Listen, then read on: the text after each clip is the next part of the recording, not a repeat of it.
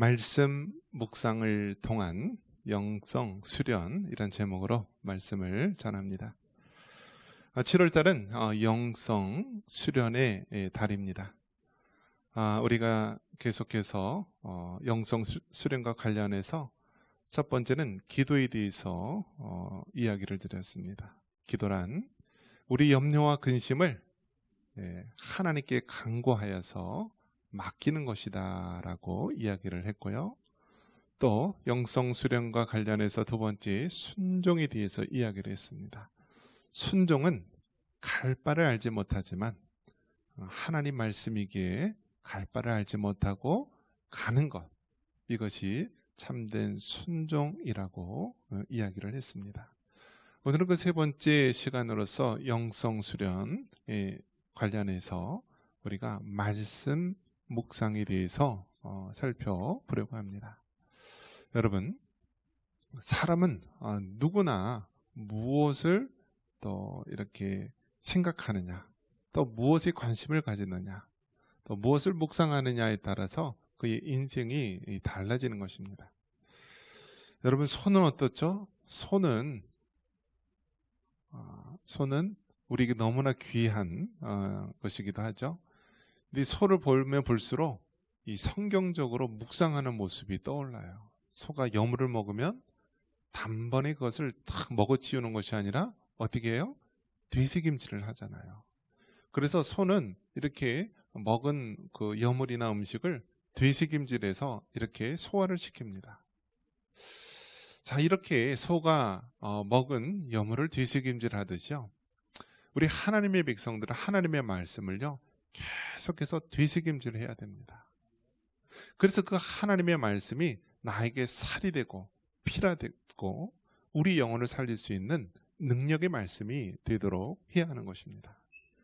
그렇기 때문에 여러분, 이 말씀 묵상이라는 것, 이 하나님의 말씀이 얼마나 우리에게 소중하고 또 귀한 것인지, 또 우리가 하나님의 자녀로서 영성 있는 그리스도인의 삶을 살아가는데 없어서는 안 돼, 너무나 중요한 것임을 여러분 믿으시기 바랍니다. 요한복음 1장 1절에 보면은 태초에 말씀이 계시니라. 이 말씀이 하나님과 함께 계셨으니 이 말씀은 곧 하나님이시니라. 그리고 14절에는 말씀이 육신이 되어 우리 가운데 거하심에 우리가 그의 영광을 보니 아버지의 독생자의 영광이요 은혜와 진리가 충만하더라 라고 말씀합니다. 여러분, 하나님을 우리가 다른 말로 말씀이다 라고 이야기를 하고요, 이 말씀이신 예수님께서 이 땅에 친히 육신의 몸을 입고 이 땅에 오셨다라고 말씀합니다. 하나님에 대해서 우리가 늘 기억하고 또 그 하나님의 그 말씀을 우리가 늘 묵상을 하면서 살아가야 됩니다. 그래서 많은 믿음의 선지자들 보면은요, 그의 삶 대부분이 하나님의 말씀을 묵상하고 그 말씀한 묵상대로 살아가는 그런 삶을 볼 수가 있습니다. 참된 영성은 하나님의 말씀을 늘 묵상하는 것입니다. 자, 오늘 이 시편 119편 105절은요 성경에서 가장 긴 절입니다. 자그마치 176절이나 됩니다. 몇 절이요? 176절. 한 장에 176절이 나와요. 그런데 여기 참 기가 막힌 것은 무엇이냐면 하나님의 말씀에 대한 이 표현이요 다른 단어로 이렇게 표현이 됩니다. 1절에 보면은 이 하나님의 말씀을 여호와의 율법이라 했고요, 2절에는 증거, 또 주의 법도, 율례, 계명, 의로운 판단, 율례, 이렇게 쭉 여러 가지 표현으로 하나님의 말씀을 표현합니다. 그런데 이 176절 중에서요 딱 4절만 빼놓고 각 절마다 하나님의 말씀에 대한 표현이 다 나와 있는 것입니다. 그러니까 176절 중에서 4개를 빼면 172절이 각 절마다 하나님의 말씀에 대해서 이야기를 하고 있는 거예요. 그래서 여러분, 이제 저도 예전에 하나님의 말씀을 사모하기 원한다면 매일매일 한 절씩 이 176절이나 되는 하나님의 말씀을 묵상해 보라라는 이야기를 듣고요. 예, 매일매일 한 절씩 묵상해 본 적이 있습니다. 며칠 걸렸을까요? 176일이 걸렸어요. 176절이니까. 그런데 여러분 놀라운 것은 이 말씀을 한 절 한 절 이렇게 묵상할 때마다 그 말씀의 깊이, 그 말씀의 맛이 얼마나 진하고 얼마나 생명력이 있는지 모릅니다.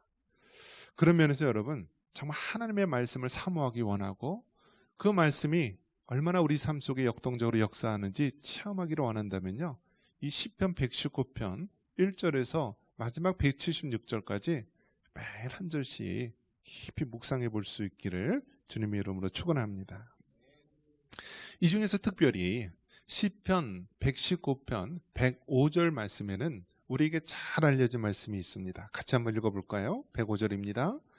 주의 말씀은 내 발의 등이요 내 길의 빛이니이다. 아멘. 한번 따라해 볼까요? 주의 말씀은 내 발의 등이요 내 길의 빛이니이다. 할렐루야. 이 도로를 가다 보면은요, 밤에 운전을 하다 보면은 항상 이 가로등이 있지 않습니까? 통계조사에 의하면은요, 가로등이 많이 설치가 되어 있는 데는 사고율이 적은데요, 가로수가 배치되지 않은 그런 지역은 이 사고 날 확률이 높다라고 합니다. 이 가로수는 무엇입니까? 이 가로등은요, 이 도로가 있으면은요, 빛을 비춰서요, 이 도로가 이렇게 훤히 보일 수 있고, 또 멀리서도 이 도로의 방향이 어디 있는지 가늠해 볼 수 있도록 한 것입니다. 그런데 이 각 지역별로 이렇게 가다 보면은요, 가난하고 좀 재정적으로 쪼들리는 그런 지역에 가면은요, 가로등을 아예 설치도 안 해놓고요, 때로는 설치되어 있음에도 불구하고 가로등을 켜지 않는 지역이 있습니다. 물론 이제 농사를 위해서 농번기 때 그걸 이제 끄는 그런 곳도 있겠지만 대부분 이제 안전을 위해서 가로등을 켜놓는데요, 가로등이 없으면은 사고 날 확률이 높은 거예요. 마찬가지로 주의 말씀은 내 발의 등이다라고 이야기를 해주고 있는데요, 이 말은 무슨 뜻이냐면 과거에는 가로등이 없었죠. 거리에 등이 없었어요. 밤중에 사람들이 가려면은요, 이 등잔불 램프에다가 이 심지에다가 불을 붙여서 그 기름으로 이제 불을 피워서 이것을 이제 주변에 바람을 막는 그런 이러한 것으로 싸서 그 등불을 가지고 이렇게 가는 것이었습니다. 주의 말씀은 내 발의 등이다라고 했을 때 이 말의 표현은 바로 밤중에, 아주 캄캄한 흑암 같은 밤중에 이 등불을 가지고 가는 모습을 떠올리게 합니다. 여러분 만약에 껌껌한 밤에 이 등불이 없다면 어떻게 되죠? 지금은 뭐 도로에도 포장이 되어 있고 잘 되어 있지만은요, 과거에는요, 길이 얼마나 울퉁불퉁하고 험합니까? 돌뿌리도 나 있고 뭐 위험한 장애물도 많이 있고요. 그렇기 때문에 껌껌한 길에 등불이 없이 이렇게 걸어가는 것은요, 얼마 가지 않아서 곧 넘어지고 웅덩이에 빠지고 또 봉변을 당하기 십상입니다. 하나님의 말씀, 주의 말씀이 내 발의 등이다라고 했을 때 이것은 캄캄한 어둠 속을 등불을 밝혀서 우리에게 안전하게 갈 수 있다라고 하는 그러한 말씀이기도 합니다. 그래서 이 주의 말씀은 내 발의 등이요, 등불이라고 했는데 이 등불이란 말이 너무나 귀해서 교회 이름을 이 서울의 개포동에 가면은 남포교회라고 한 데가 있습니다. 남포교회, 박영선 목사님이 하는 그런 교회인데요, 이제 남포라는 뜻이 바로 이 램프, 등불을 밝히는 이 램프라는 의미가 있는 것입니다. 남포는 석유를 넣은 그릇에 심지에 불을 붙여서 유리로 만든 등필을 씌운 등입니다.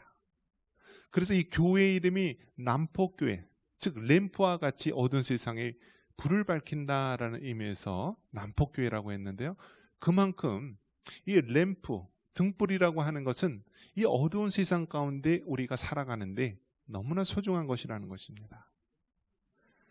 이 하나님의 말씀이 바로 우리에게 램프가 되고 등불이 되고 또 밝은 빛을 비추는 우리의 남포가 됨을 믿으시기 바랍니다. 이것이 없으면은요, 우리는 곧 그물에 걸려서 넘어지고요, 웅동에 빠지게 되는 거예요. 여러분, 이 세상이 얼마나 악합니까? 이 보이스피싱, 전화로 사기치는 사람이 있는데요, 이제 중국이라든지 제3국에 그런 기지를 둬서요, 이 무작위로 전화를 거는 것입니다. 그런데 대부분 부모들이 뭐에서 약해요? 자식들이나 이런 거에 약하잖아요. 그러면 자식들이 갑자기 뭐 교통사고가 났습니다, 어디 문제를 일으켰는데요, 빨리 이 돈으로 이럴 것을 수습하지 않으면 큰일이 납니다 하면은 이게 걸려드는 거예요. 그래서 여러분, 우리가 사기를 맞지 않는 이유는 무엇입니까? 아직까지 사기 맞을 기회가 없어서 그런 거지, 충분히 사기 맞을 그러한 상황 가운데 있으면은요, 우리도 예의 없이 사기를 당할 수가 있는 것입니다. 과거에 어떻죠? 이 소매치기, 쓰리꾼들 보면은 혼자가 아닙니다. 저도 이제 미국에 신혼여행을 갔을 때요, 미국에 이제 그 뉴욕 맨하탄 이 맥도날드 집에 갔는데요, 햄버거를 사 먹는데 그때 신혼여행이기 때문에 얼마나 들뜹니까? 그래서 햄버거를 싹 먹었는데요, 웬 흑인 여자가 이 뒷자리에 앉더라고요. 그래서 그 할 수 없이 이제 그 올려놨던 저희 가방을 이렇게 바닥 쪽으로 탁 내려놓고 이제 햄버거를 먹었는데요, 탁 일어나 보니까 가방이 없어졌어요. 이 흑인 여자들이요, 또 거기서 있던 사람들, 패거리들이죠, 이 사람들이 막 여러 명이 와서요, 한눈 팔게 하고 시선을 끌고 하면서 가방을 뒤에 쑥 빼면서 잃어버린 적이 있어요. 그래서 신혼여행 때 어떻게 돌아왔는지 하나님 은혜로 잘 돌아오긴 했는데, 여러분, 정말 우리가 이 암흑과 같은 세상에서요, 잠깐 정말 우리도 얼마든지 웅덩이에 빠질 수 있고 또 돌뿌리에 넘어질 수 있고 어려움에 처할 수 있다는 것입니다. 그런데 하나님의 말씀이 우리에게 등불이 되어 주셔서요, 우리가 넘어지지 않고 또 우리가 나아가야 될 그 길을 밝게 비춰준다는 것입니다. 여러분, 우리가 생각하고 우리가 판단하는 모든 것이요, 바로 그 기준이 있어야 되는데, 그 기준이 무엇이냐면 하나님의 말씀, 이 성경 말씀인 것입니다. 그렇기 때문에 여러분, 우리가 이 사기꾼들이 들끓고 온갖 죄악된 무리가 많은 그런 세상에서 우리가 어떻게 살 수 있습니까? 하나님의 말씀이 우리에게 등불이 되어서 우리에게 생명의 길로, 살 수 있는 길로 인도해 준다라는 거예요. 어젠가요, 뉴스에 보니까 한 마약 중독자가요, 칼을 들고 서울 시내 한복판에 막 돌아다니면서 여러 명을 칼로 찔렀다라고 합니다. 이유가 없어요. 모르는 그냥 다수의 사람을요, 그냥 칼로 찌르고 또 다른 골목에 가서 또 찌르고. 바로 이 세상이, 우리가 살고 있는 세상이 정말 미친 세상, 악한 세상, 이 험한 세상이라는 것입니다.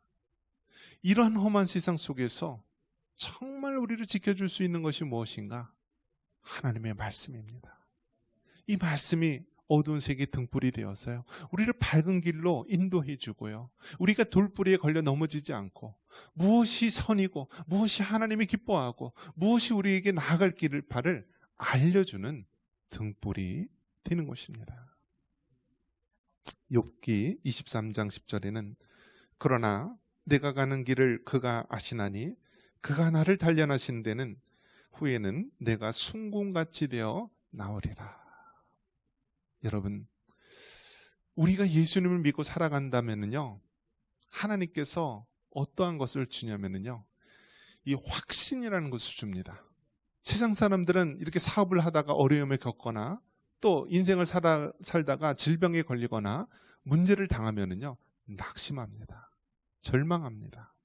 아주 더 이상 살아갈 힘의 삶의 동력이 없이 낙심하게 됩니다. 그러나 우리 그리스도인들은요, 세상을 바라보는 태도, 세상을 바라보는 시각이 다릅니다.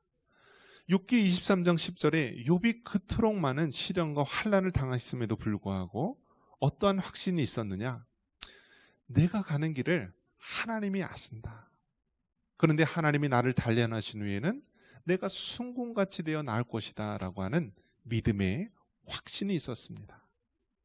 자기가 가진 재산을 잃고요, 또 자기의 그 정말 사랑하는 자녀들을 잃고 이제 자기의 몸까지도 병든 그 상황 가운데서 욥은 그래도 하나님께서 나의 가는 길을 아시고 내 가는 길 그 끝자락에서는 나의 불순물로 가득 차고 죄악으로 가득 찬 이 몸을 순금과 같이, 정금과 같이 만들 것이다 라는 확신이 있었던 것입니다.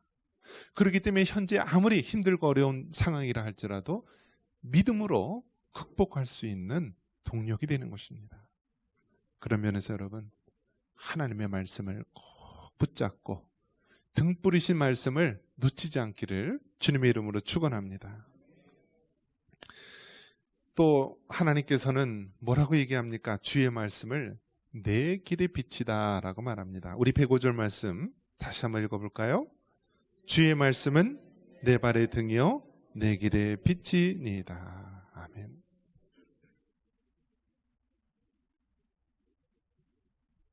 한번 따라해 보겠습니다. 주의 말씀은 내 길의 빛이다. 여러분, 이것은 무엇을 얘기하냐면 우리 인생의 비전을 발견하는 것을 말합니다. 여러분이 왜 살아 있습니까? 여러분이 왜 숨을 쉽니까? 여러분이 왜 오늘 이 자리에 왔습니까? 그것은요, 여러분이 살아있기 때문이 아니라 여러분의 해야 될 비전이 있고 사명이 있기 때문에 그런 것입니다. 하나님의 말씀이 우리 길의 빛이다라고 말하는 것입니다. 여러분, 바닷가, 해안가에 가면은 꼭 있어야 될 것이 무엇이죠? 등대입니다. 등대. 우리나라의 가장 최남단에 있는 섬이 무엇이죠? 제주도 밑에 있는 섬? 마라도입니다.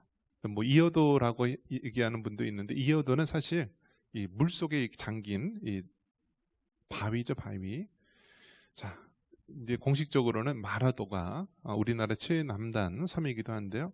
이 섬 끝자락에 보면은 등대가 있어요, 등대. 그래서 그 마라도 거기 보면은 세계 각국의 이 유명한 그런 등대들, 뭐 남아프리카라든지 뭐 아메리카 대륙이라든지 뉴욕이라든지 세계 각국의 등대가 있는데요. 제일 오래된 등대가 독일에서 세운 800여 년 된 그러한 그 등대가 있다라고 합니다. 등대가 왜 필요하죠?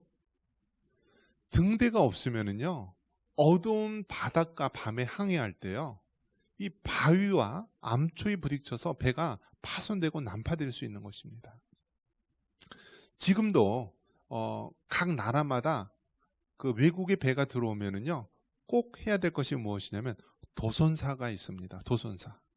도선사는 무엇이냐면 외국에 있는 그 배들이요, 그 나라의 항구에 들어올 때 그 배의 지형을 가장 잘 아는 그 선장이죠. 이 도선사가 탑승해서 이쪽 길로 가야 합니다. 또 이쪽 길로 돌아가야 합니다. 왜냐하면 여기에는 눈에 보이지 않지만 이 수면 요 바로 밑에 큰 암초가 있기 때문에 피해 가야 합니다. 그래서 이 도선사가 올바른 길로 안내해 주고요, 또 밤에는 이 등대가 있어서 배를 올바른 방향으로 안내해 주도록 하는 것입니다. 하나님의 말씀이 바로 우리 길의 빛이 되시고요, 비전이 되는 거예요. 세상 사람들은 노인을 향하여서 뭐라고 불러요? 금은 동 중에서 뭐예요? 노인이? 여러분, 금, 은, 동 중에서 세상에서는 뭐라고 불러요? 노인을 뭐라고 불러요? 실버라고 불러요. 근데 진짜 실버예요? 동이라고 하기에는 차마 못하니까 그냥 실버라고 한 거예요. 그러니까 쉽게 말해서 여러분은 금이 아니다라는 거예요. 금이 아니다. 동인데 차마 동이라고 부르지 못하고 그냥 실버라고 불러줄게 하면서 실버라고 하는 것이 흔히 세상이 바라보는 노인에 대한 시각입니다. 그래서 세상 사람들은요, 코로나 때도 그랬어요. 노인분들이 굉장히 많이 돌아가셨어요. 그런데 세상의 시각은 무엇이냐면 갈 사람이 간 거니까 문제없다라는 시각이었어요. 정말 그렇습니까, 여러분? 아니에요. 죽음이라고 하는 것은 누구에게나 나이가 드신 분이나 모든 사람에게나 두려움의 대상이 되고 생명은 귀중한 것입니다. 노인이기 때문에 빨리 죽어도 된다, 괜찮다라고 하는 것은 그것은 잘못된 것이죠. 세상의 시각은 바로 노인을 향하여서 실버다. 또 우리 주변에 사라져도 우리는 아무렇지도 않다라는 시각이라고 한다면, 우리 그리스도인들에게 노인이라는 것은 백발은 영화의 면류관이라고 했듯이 우리가 이제 하나님 곁에 가까이 갈, 우리 성화의 완성인 영화를 이룰 그 시기가 가까운 참으로 영화로운 자리인 것입니다. 세상에서는 동 취급, 실버 취급을 하지만은요, 성경적으로 본다면 우리는 주님 앞에 다가갈, 더 가까이 갈 그런 황금과 같은 백발은 영화의 면류관이라고 했듯이 영화의 자리인 것입니다. 그렇기 때문에 여러분, 세상 사람들은요, 아무런 비전 없이 꿈 없이 살아갑니다. 하지만 예수님 믿는 여러분은요, 그렇게 하면 안 되는 거예요. 우리가 살아있는 것은 그냥 살아있기 때문에 살아있는 것이 아니라 하나님이 아직까지도 나를 통해서 이루기 원하시는 비전이 있고 꿈이 있기 때문에 나에게 호흡을 주시고, 나에게 오늘도 두 다리 힘을 주시고, 나에게 오늘도 하나님 앞에 나와 예배드릴 수 있게 하는 거다라는 그러한 믿음을 가지시기 바랍니다.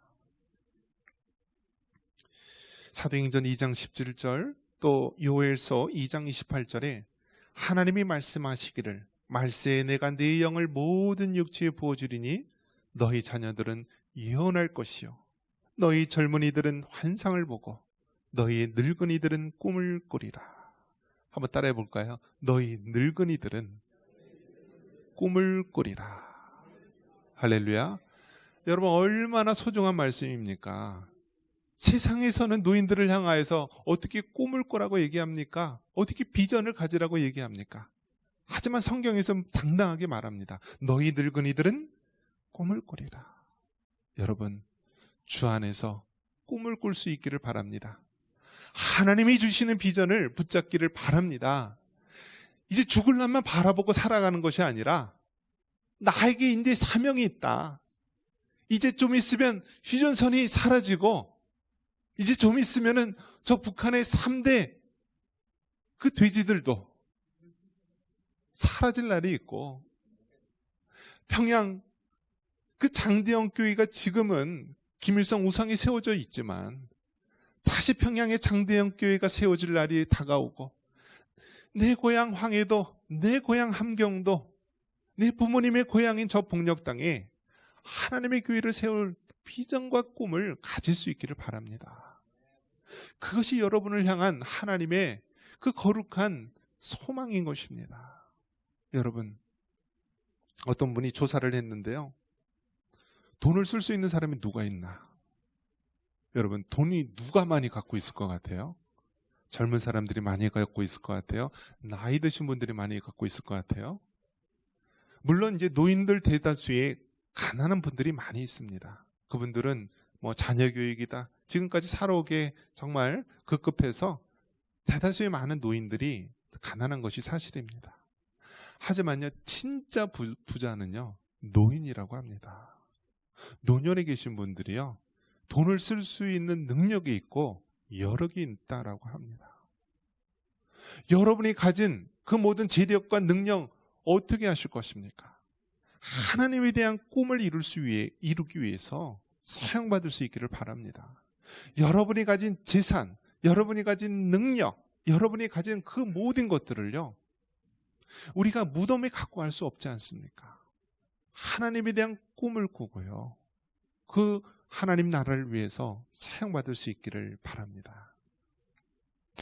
여호수아 1장 8절에 또 하나님의 말씀 묵상에 대한 우리의 유익을 가르쳐주고 있습니다. 한번 읽어보겠습니다. 이 율법책을 내 입에서 떠나지 말게 하며 죄하러 그것을 묵상하여 그 안에 기록된 대로 다 지켜 행하라. 그래야만 네 길이 평탄하게 될 것이며 내가 형통하리라. 아멘. 한번 따라해 봅니다. 평탄하고 형통한 삶. 여러분, 정말 우리가 평탄하고 형통한 삶을 살고 싶지 않습니까? 그러기 위해서는 하나님의 말씀을 묵상해야 됩니다. 이 율법책을 내 입에서 떠나지 말게 하며 그 안에 기록된 대로 다 지켜 행하라. 하나님의 말씀을 묵상하면서요, 우리가 그것을 지켜 행하면은요, 이것이 바로 형통하는 삶, 평탄한 삶이 되는 것입니다. 여러분의 자녀가 잘 되길 원하지 않습니까? 우리 주일학교 그 맡겨진 영혼이 잘 되기를 원치 않습니까? 그러기 위해서는 어떻게 해야 됩니까? 하나님의 말씀을 묵상하고요, 그 말씀대로 살아가는 그러한 자녀가 되도록 해야 되는 것입니다. 여러분, 세상에 있는 방법대로 세상 사람들과 같이 다 이렇게 살아가는 모습이 잘 되는 것 같죠? 그 마지막을 보십시오. 돈과 명예와 세상의 쾌락을 따라갔던 사람들은 그 마지막에 다 비참함을 보게 됩니다. 하지만요, 하나님의 말씀을 사모하고 늘 하나님이 기뻐하는 대로 살아왔던 사람은요, 이 성경의 말씀처럼 형통하고 평탄한 삶을 살아가게 됩니다. 저는 이제 모태신앙이 아니고 저희 이제 친할머니께서 이제 돌아가실 때 이제 집안이 불교에서 기독교로 개종을 했습니다. 그래서 저도 이제 중학교 때 이제 기독교로 개종을 하면서 온 집안이 이제 기독교로 가게 되었는데요. 자, 그렇게 되면서 여러분 어떻게 됩니까? 믿음의 1세대들은요, 힘들고 어려울 때가 많이 있어요. 저도 이제 신학교 다닐 때 가장 부러웠던 것이 무엇이냐면, 아버지가 목사님이고 아버집이 장로님인 그러한 이 신학생들이 그렇게 부럽더라고요. 기도로 그렇게 해주죠. 늘 뒤에서 이렇게 밀어주는 그 부모의 모습을 봤을 때 홀로 있는 저로서는 굉장히 힘들고 외로운 때가 많이 있었습니다. 이 모태신앙인 사람들이 그 특징이 어떤 사람은 난 못해, 난 아무것도 못해 해서 못해, 그렇게 우스갯소리로 얘기하지만요, 정말 모태신앙인 사람들의 부러운 점이 무엇이냐면 신앙도 없는 것 같고 맨날 뜨뜻미지근해 보이는 것 같지만요, 신앙의 저력이 있더라고요. 마치 가마솥 같이요, 서서히 데워지지만 정말 나중에는 그 온기를 가득해서 딱 맛있는 밥을 하듯이요, 이 모태신앙, 부모님과 믿음의 선조들로 통하여서 기도로 다져진 그 사람은요, 형통하고 평탄한 믿음의 삶을 살아가는 것입니다. 왜 그럴까요? 하나님의 말씀을 묵상하고 그 말씀이 생명이고 진리임을 믿고 그렇게 살아왔던 자이기 때문인 것입니다. 말씀을 믿습니다. 여러분, 우리는 천국 가는 그 순간까지 영성 수련의 삶을 살아갑니다. 하나님께 말씀 묵상을 통하여서 우리는 참된 영성을 세우며 살아가야 됩니다. 하나님의 말씀은 우리를 환난과 시험으로부터 지켜줍니다. 하나님의 말씀은 우리 인생의 비전을 등대와 같이 비춰줄 것입니다. 그리고 하나님의 말씀은 여러분을 형통하고 평탄한 길로 인도하실 것입니다. 이런 은혜가 있기를 주님의 이름으로 축원합니다.